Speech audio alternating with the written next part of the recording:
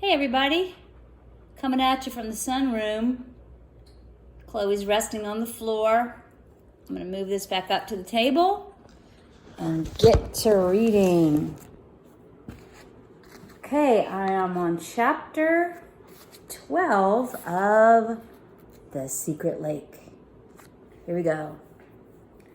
Tom, Jack, and Stella tore across the lawn towards the island, not daring to glance back for fear of slowing themselves. And as they raced through the fading dawn mist, Stella's heart skipped a beat as she glimpsed a group of moles scuttling in a circle by the line of the trees ahead. Her mouth widened into a smile just as her plimsoll struck. Hey, Robin. Robin's sneaking behind. Just as her plimsoll, again, must be a kind of shoe, struck something hard, and she found herself stumbling towards the ground. As quickly as her hands hit the sodden grass, she pushed herself up to see Jack and Tom disappearing toward the woods and Lucy heading off to the right. A second later, she was back on her feet, but then was immediately winded by the grasp of a man's thick arm.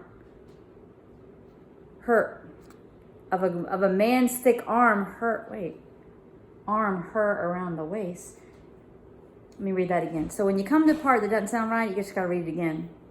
A second later, she was back on her feet, but then was immediately winded by the grasp of a man's thick arm her around her waist. That's what it says. A man's thick arm. Maybe it should have been grabbing her around the waist, but that was a typo. That's weird. Anyway, gotcha, snarled Crowley in triumph. His breath was hot in her ear. Get off me, squealed Stella, gasping. Pummeling furiously with the elbows, she tried to break free, but Crowley's grip around her waist continued to tighten, and her iPhone was now digging deep into the left side of her tummy through her jeans pocket. Ouch! You're hurting me! Get off! As she struggled from side to side, she was aware that the others were now running back in her direction. Not till I have the boy thief, growled Crowley. Jack's not a thief, Stella grunted between her clenched teeth.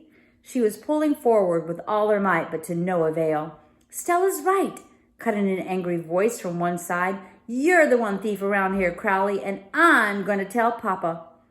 Immediately, Crowley loosened his grip, and Stella looked up in astonishment to see Emma step from the shadows, still wearing her nightgown and overcoat. Tom, Jack, and Lucy came to a breathless halt behind her. Crowley snorted indignantly.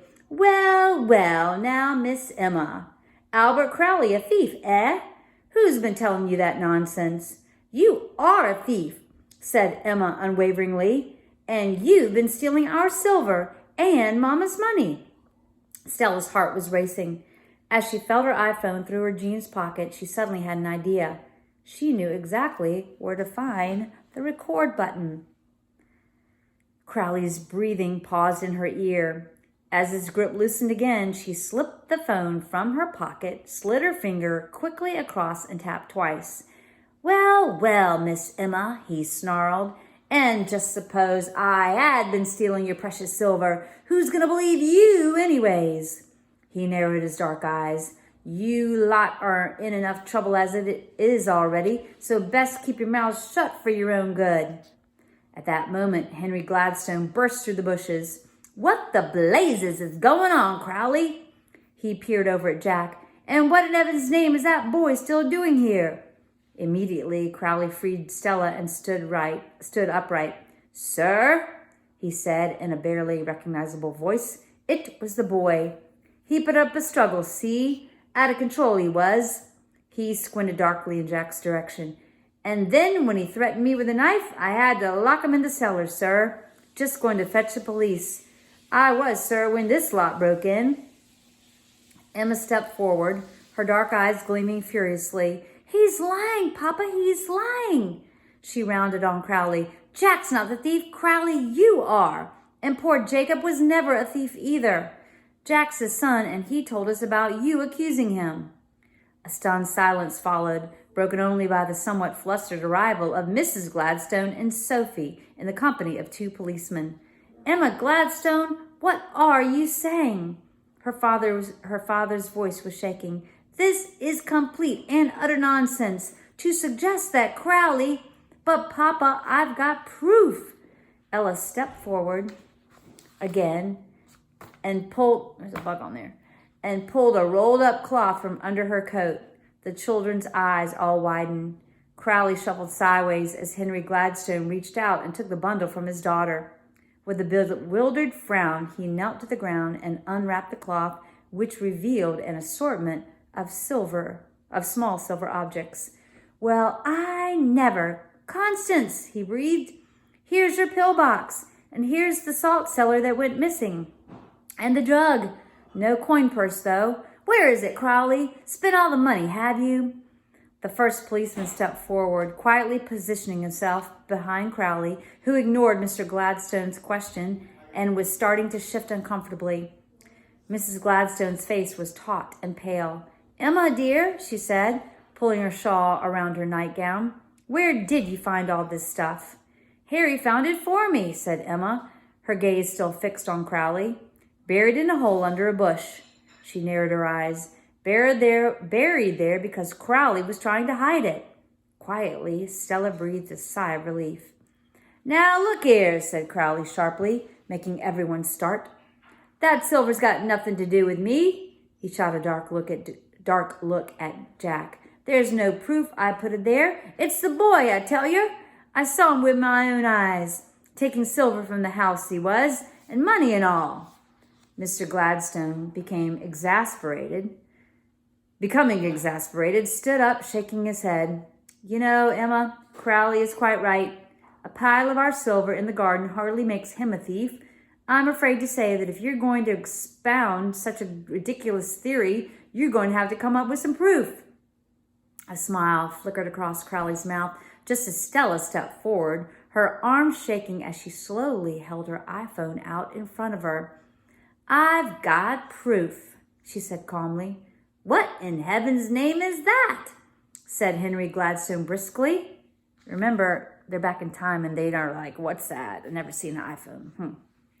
But as quickly as he reached out to take it, he pulled his hand back as a familiar yet oddly disengaged voice filled the air in front of him.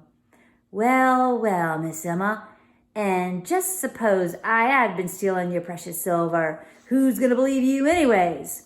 You lot are in enough trouble as it is already, so best keep your mouth shut for your own good. That's the recording. For a few seconds, no one moved, apart from the first policeman, who started furiously scribbling down notes. What on earth's Crowley doing inside that box? Exclaimed Lucy, saucer-eyed. Emma gave Stella a triumphant smile, then stamped her foot with excitement. You see, Papa, I told you Crowley was a thief. But Mr. Gladstone, still staring drop-jawed at the iPhone, didn't answer. Along with his wife and his eldest daughter, he seemed to have gone into a momentary trance. Crowley started muttering in bewilderment, then took 2 paces backwards into the firm grip of the second policeman. Mr. Gladstone finally snapped out of his trance and started slowly shaking his head. I'll make this up to Jacob, he said, if it's the last thing I do. As Crowley struggled with the policeman, Jack smiled and nodded gently at Tom and Stella, then sidled towards a bush. Where's that poor boy? Said Mr. Gladstone, suddenly looking all around. Jacob's son, eh? Well, I'll be... beep. Said a bad word. I'm not going to read it. Starts with a D, though. Must have been frightened off, said the policeman. He won't be far, sir.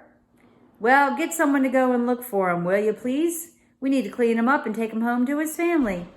Oh, Lucy, dear, said Emma loudly as Crowley was led away. She was staring hard in her friend's direction and curling her hair purposely around her forefinger. Isn't your uncle's machine from Australia quite wonderful? And to think that he let your cousins bring it with them on their visit to you. As soon as Lucy saw Emma twisting her hair with her fingers, her puzzled frown metamorphosed into a wide smile. Oh, why, yes, of course, Emma. It's quite unbelievable, isn't it? She feigned a yawn and tossed her long blonde hair behind her shoulder. Well, cousins, I think we're all very tired, aren't we? Time for bed, I think. And she slipped her arms through Tom and Stella's, turned them around with her, and frog marched them off. Playing along. Very cool. Man, they got a lot going on. Gosh, what would you think if you saw an iPhone and you lived in the past? I guess you'd have no idea what it was, would you? Ooh, got a mosquito bite. Alrighty, see you next time for chapter 13 of The Secret Lake.